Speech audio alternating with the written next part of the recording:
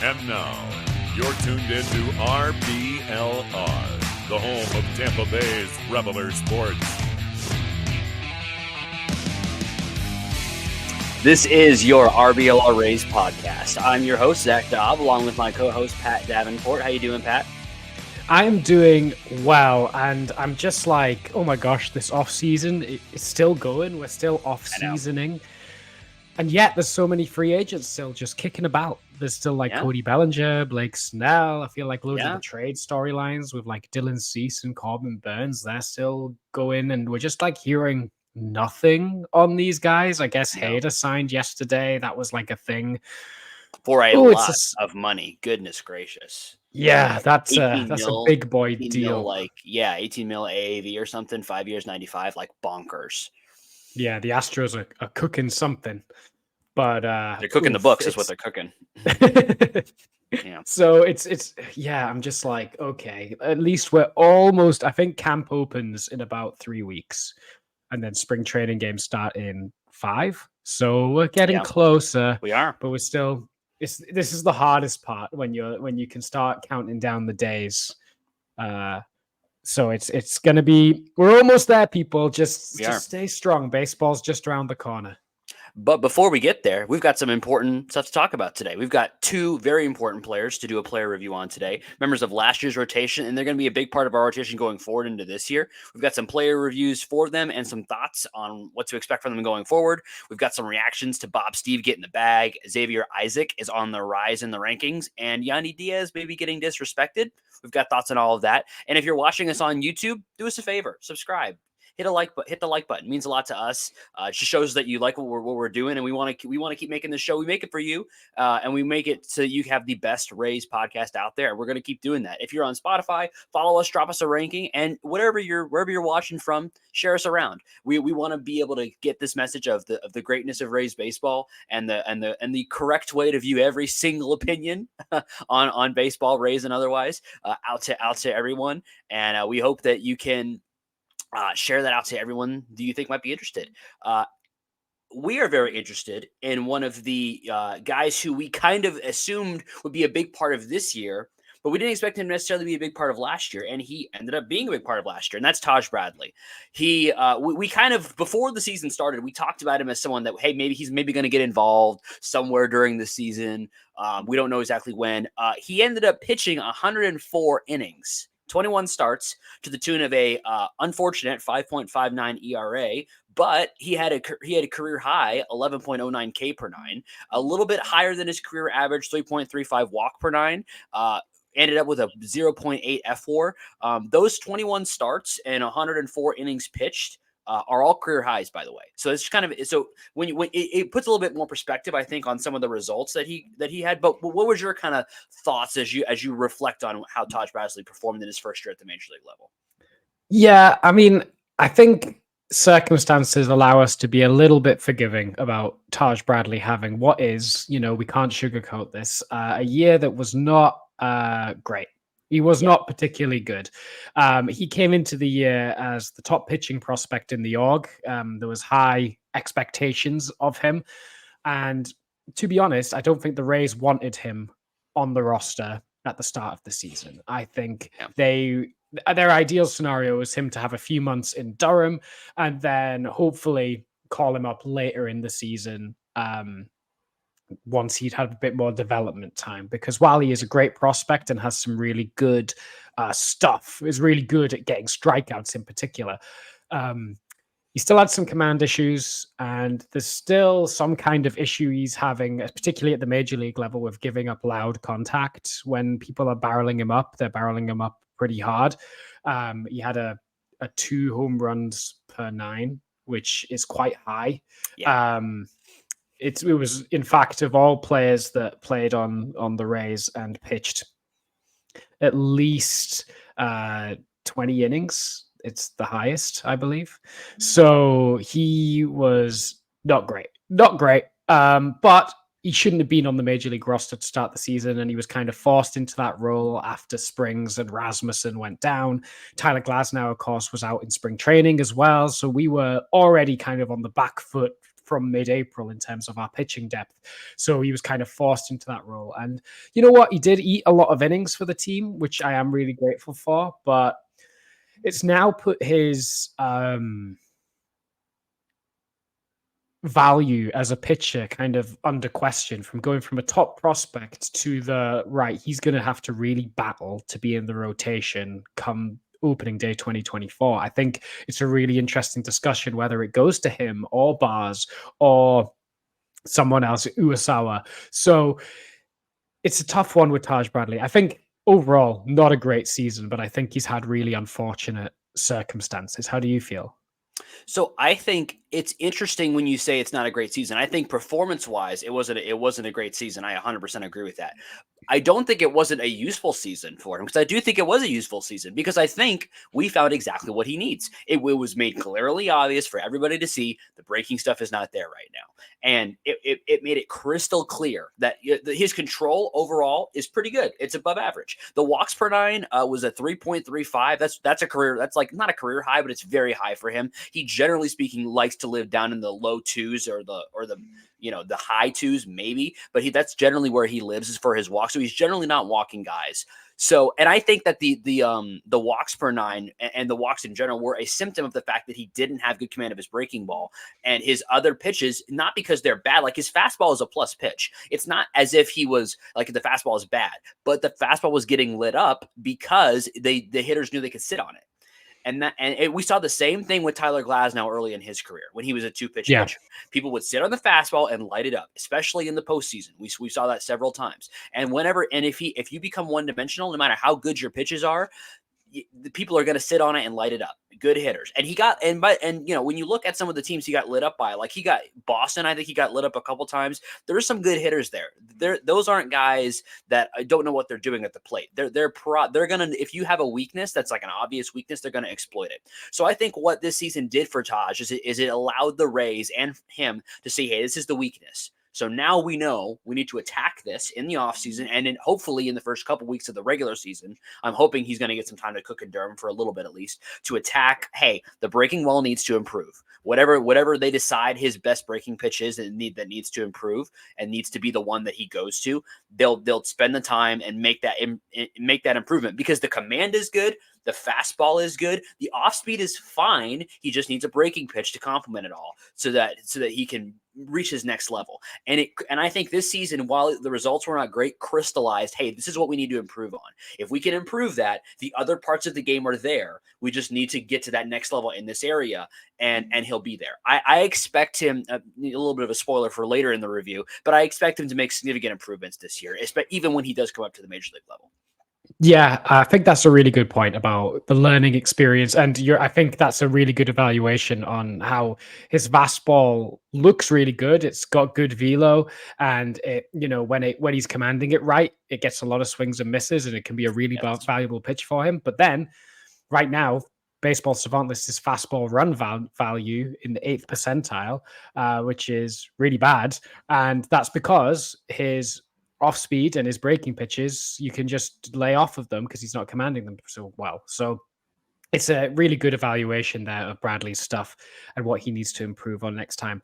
And this isn't an unusual development arc for Rays pitchers. Blake Snell was very similar early in his career as well with the Rays. When he first came up, he really struggled to get he had a good fastball, but he struggled to get his off speed and breaking pitches in the zone consistently enough. And then he was getting lit up. So hopefully the Rays can see how to better command his stuff. If there's someone we can trust to do that, it is Kyle Snyder and the staff in Durham as well. The Rays are so good at developing pitching. It's one of their biggest strengths as an organization. They've been good at it historically throughout decades at this point. So, I mean, Iwasawa said it himself, how good they were. So I trust Taj Bradley to make a big step forward as well. And hopefully, with some time in Durham, he can come up and be a meaningful part of this rotation from mid-2024 forward.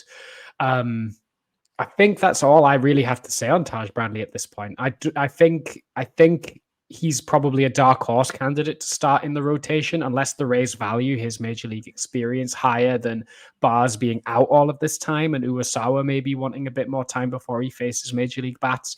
I would probably place Bars on the power ranking for that 5th starter role ahead of him. I don't know if you see it differently.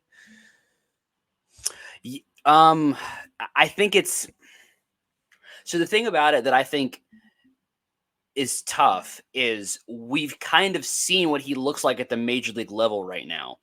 And to put him right back out in there in that spot without any time to kind of recalibrate a little bit, I wonder how that would go. My perfect world is he starts in so I think he should start in Durham.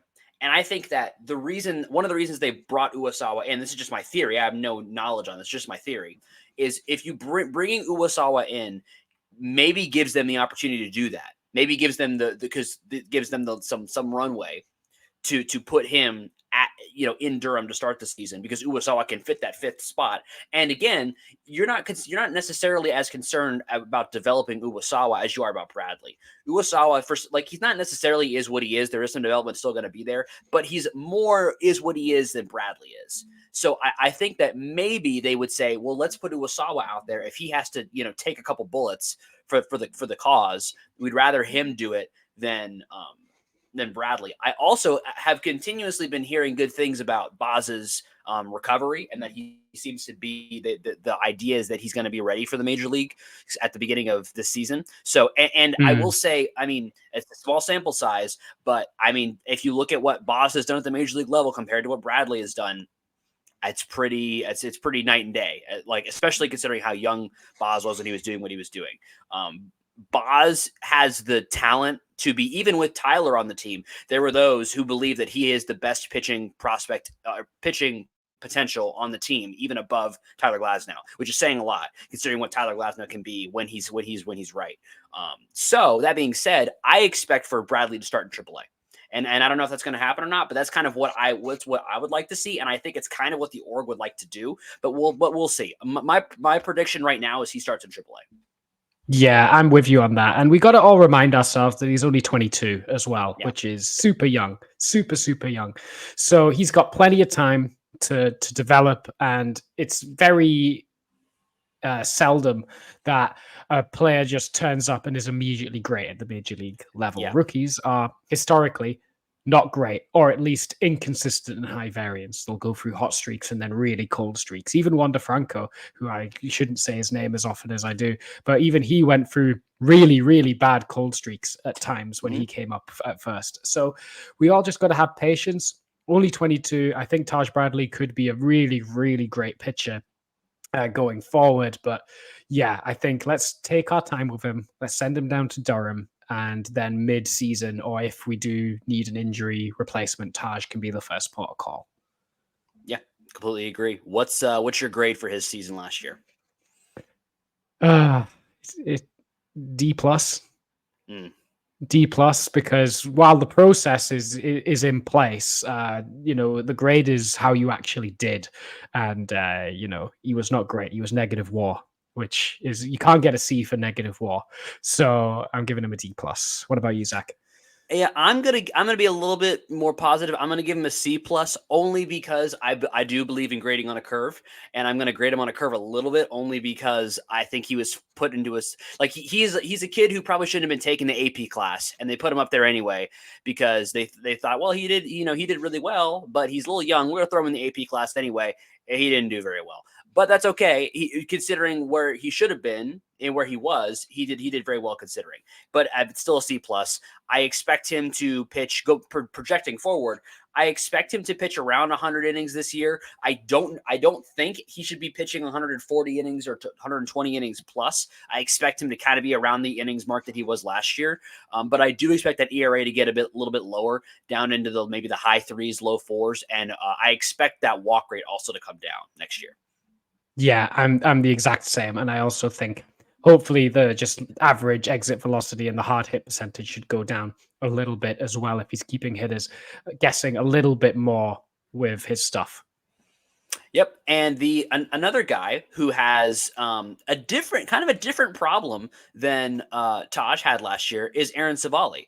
He came over to the Rays from Cleveland towards the middle of the season, and he had 10 starts with the Rays, 45 innings pitched overall, pitched to a 11.5 K per nine, way up from a 6.5 with Cleveland. So started striking guys out a lot. A 2.2 walk per nine, way lower than where he was with, not way lower, but lower than what he was with Cleveland.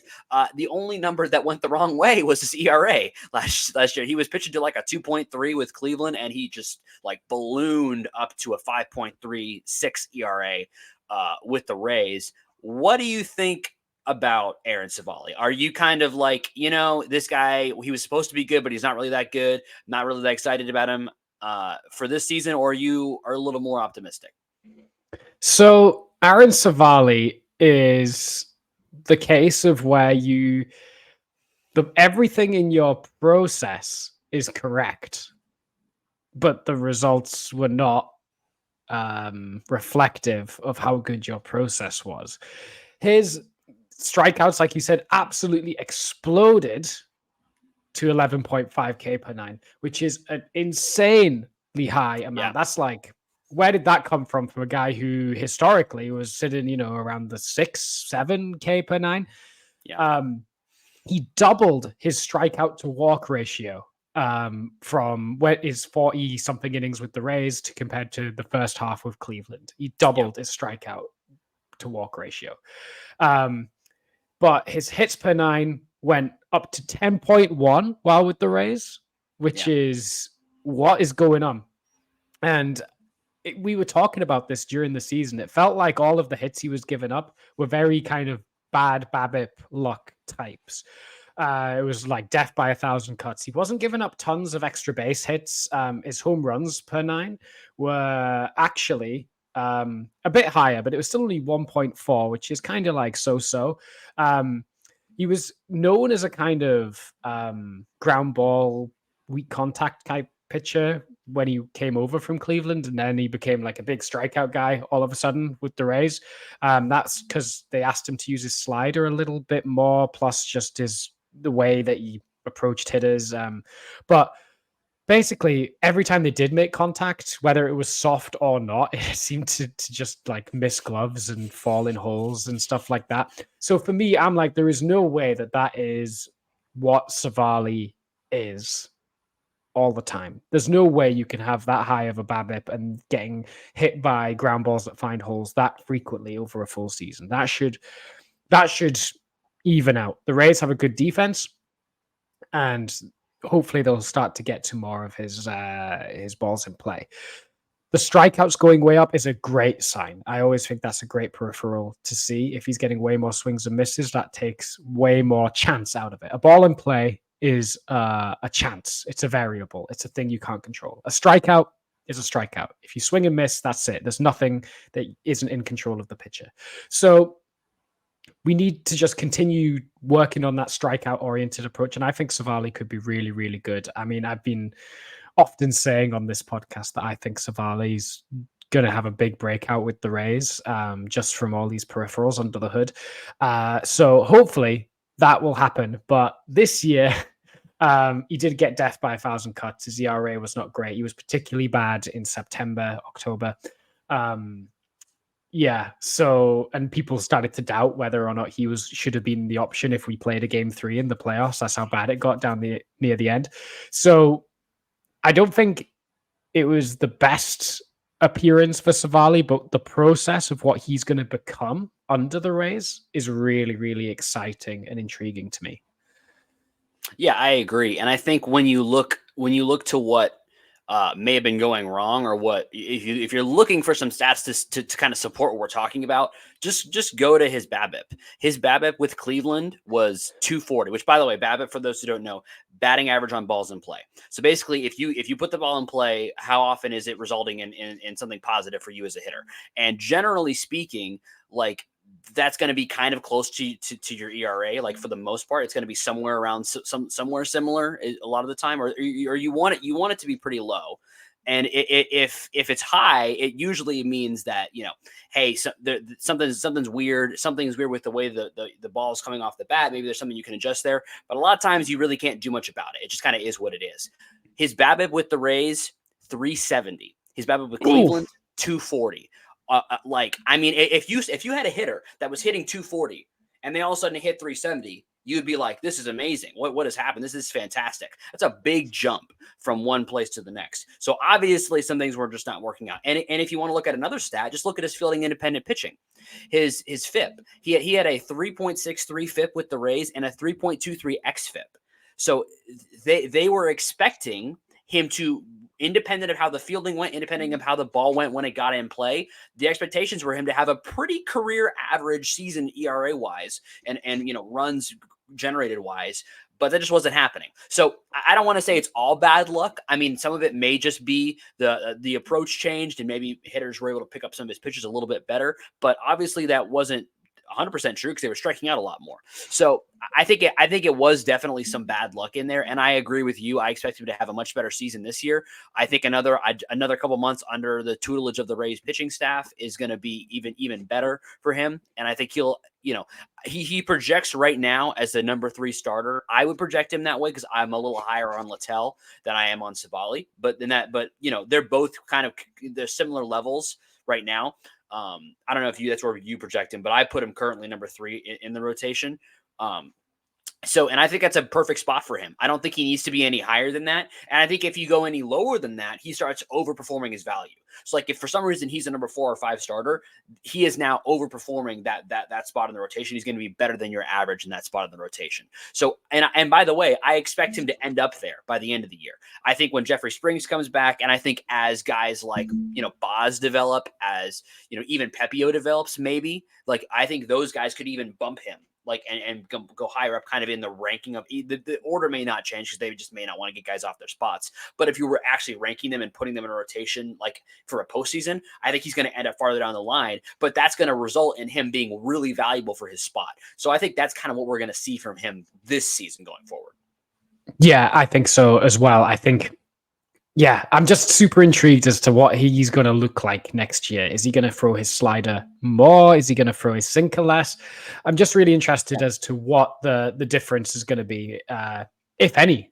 Maybe the Rays say, listen, what you're doing was working. Just keep doing as you're doing and the results will come. I understand the frustration, though, for fans that didn't like what Civale contributed to the Rays in 2023. Because of the context that they brought him in with. We traded a really highly valued prospect in Cal Manzardo. He was kind of our only big splash at the deadline for a team that was in the thick of a division race and was struggling at the time where we acquired him. We had a really bad July. And then we were like, okay, this is what we're going to do. We're going to go get Aaron Civale, and he's going to right the ship, and we're going to fight the Orioles for the division, and we're going to give up, one of our top 5 prospects to go get him. And he wasn't great. He was okay. So I can understand why the results fell short of the expectation for him. But I think he will surprise a lot of people in 2024. Yep, I 100% agree. If you're going to grade him, just a letter grade for last season, what would you say? For his time with the Rays, I would give him a C, flat C.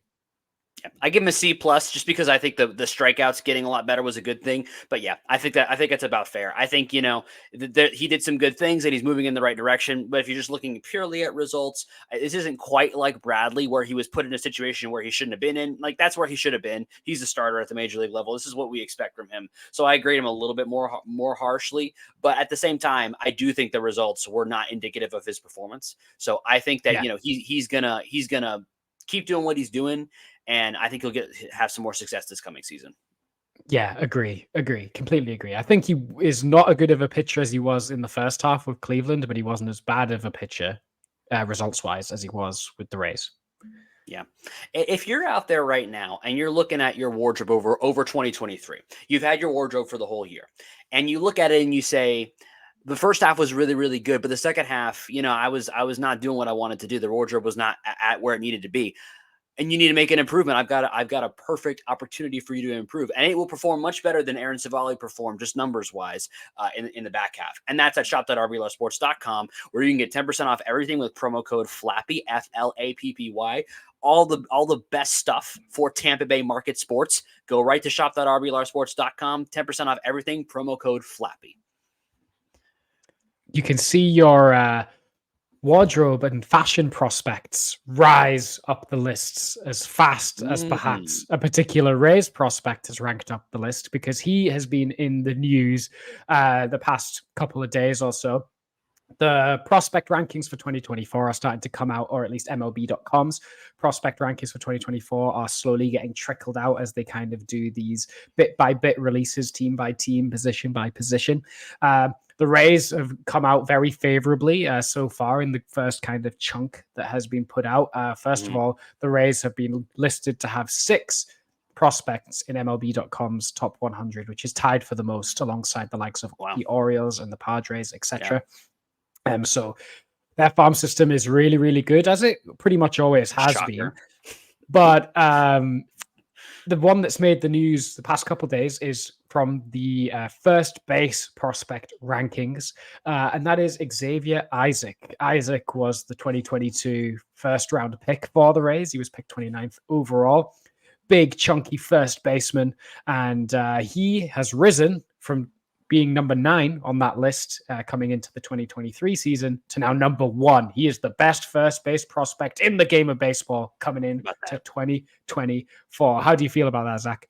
That's really exciting. I think we all got excited seeing the kind of power that he has. If you watched any of his stuff, his performance towards the end of last year, in down in the complex league, I think he was. Some of the balls he was hitting, some of the rockets he was launching were fun to watch. And I think that's something that we're all excited to see. I think the thing that as we're looking at what he might continue to do better this year, I think that the contact rate is something that he could work on a little bit. His hit tool, generally speaking, has been pretty good as his development has come up. The last season, his hit tool went down just a little bit. His contact rate wasn't quite where you might want it to be, but I think I think once he gets that under control a little bit, he's going to keep rising. I think I'd expect him to spend some time in single A this year and maybe some time in double A towards the end of the year, but I expect him to spend most of his time in single A. But I mean, I'm super excited about what he can do. And knowing that we have one of the best first basemen in baseball, not the 5th, but higher than that. First, we'll get to that later. But one of the best first basemen in all baseball, and knowing we have one of the best prospects and currently the best first baseman prospect in all of baseball, it just makes you feel really good about the position if you're a Rays fan. Yeah, because first base could sometimes be a bit of a tricky position. I feel like first base, really good first basemen aren't as common as you might think, especially in Isaac's profile of just like big slugger. I just love big sluggers. I feel like they're a dying breed in baseball, and I'm excited to see him. But I don't want to discredit him, because between 2022 and 2023, he cut a ton of weight and became a lot leaner and a lot more kind of muscly built as opposed to big stocky. And that even meant that he was 12 for 12 last year in stolen base attempts. Yep. As a first baseman, 12 for 12. First baseman. And the thing that I really love is he played the majority of last year at single A, and in the very tail end of the year went to high A with Bowling Green. He had a 395 on base percentage to go along with a 521 slugging. So he's hitting the ball hard, and he's not afraid to take his walks either. He's really good at reading the strike zone and making good swing decisions. There's a couple concerns about the in-zone contact rate, but he's really disciplined. And for anyone that doesn't know how scouting grades work, 50 is expected to project as major league average. He has 65 grade power, which is way above average. So really exciting prospect. You'll probably start the year in high A, maybe go to double A. He's still a couple of years away, but he's super exciting as a prospect. Yeah, he is. And speaking of other first basemen that we like to talk about a lot on this program, Yandy Diaz was also a little bit in the news because MLB.com put out their first baseman rankings, and Yandy Diaz was 5th, which I think is a little bit low in my personal opinion. Just a reminder, in case we haven't drilled it into your heads enough. He hit to a 164 WRC plus, which leads all first basemen for last year, and hit to a 5.7 FWAR, which is ranked very highly, which is higher than fifth, just in case you were wondering, among all first basemen. The first basemen that were ranked ahead of him were Freddie Freeman. That's fair. He had a lower WRC plus but a higher WAR. Bryce Harper. That's ridiculous. I don't know what they were on when they ranked him above even Matt Olson, which is bonkers. I mean, Bryce Harper's got a lot of swagger and he's got a lot of, fame, but he hit to a 142 WRC plus, which is really, really good, but not better than the other people that are below him, but in Matt Olson and Yandy Diaz. And he had a 3.3 FWAR. Now he was hurt for some of the season, so maybe that kind of explains some of that, but also then you shouldn't be ranked above other people who had better seasons. But I digress. Matt Olson was also above Yandy Diaz. He hit to a 160 WRC plus and a 6.7 FWAR. Again, that's probably fair. I would have ranked them both above Yandy just because of how great they were last year. And then you have Paul Goldschmidt sitting in front of Yandy Diaz with his 122 WRC plus and 3.7 F4. Again, he's still really good, but in the year of our Lord 2024, he is not better than Yandy Diaz, who hit to, once again, a 164 WRC plus and a 4.7 F4. So it's really doesn't mean anything. It's kind of worthless, but I just wanted to say it because I like to call it out whenever Yandy gets disrespected. Yandy got disrespected again. He is definitely the third best first baseman in baseball right now, and he is definitely better than Paul Goldschmidt and Bryce Harper. Yeah, same old story with the Rays being ranked lower or not getting the kind of national recognition that they usually deserve. Same old story. We're just going to keep on proving people wrong. Yandy's hopefully going to have another excellent year and move even further up the list. Bryce Harper's a tricky one, I suppose, because this is his first year as a first baseman. We'll see how well he can play there full time. Yeah. Hopefully it'll be better for his shoulder, but yeah, it's just silly that this always happens, and Yandy always disrespected, but it's fine. We'll just keep proving people wrong on the DL, on the down low, and it is what it is. Another thing that is what it is that Bob Steve will not be returning to the Rays, unfortunately. He is going to get a bag, good for him, from the LA Angels, as reported. 3 years, $30 million deal, $10 million AAV from the Angels to go pitch out there. Good for him. Great for him. Just another evidence of that. The Rays, obviously, they're just bringing people in, destroying their careers and flushing them out whenever they get done with them. That's exactly what's going on. Not, revitalizing careers and getting guys paid. That's not what the Rays are doing, not at all. Nope, not at all. Bob Steve definitely just, he went to the Rays org. They put his arm into a machine that turned his elbow into slow cooked brisket beef. And now he's worthless and making no money. Oh, wait, no, he was one of the more highly regarded relief pitchers on the market this year and made a ton of money. Oh, well, same old story again. Maybe one day someone will listen. Maybe you guys should tell all your friends that they need to listen to the RBLR Rays show to get even more informed about Rays players so you can rank them and value them as properly as you should. And while you're doing that, you should subscribe, you should follow us on Spotify, you should share us around to all your friends, as Pat just said. We love having you guys every week.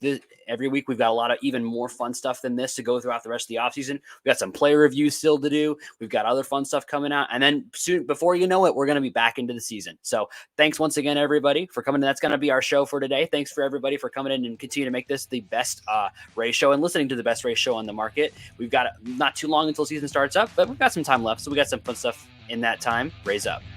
Raise up.